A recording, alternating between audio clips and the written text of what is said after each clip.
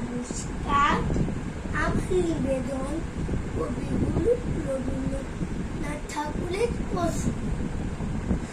মা গো, আমার ছুটি দিতে বল, সকাল থেকে পড়ছি যে মেলা।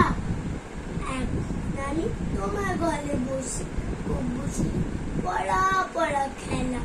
তুমি বলতো দুপুর এখন সবে না, কেন সত্যি হলো তাই?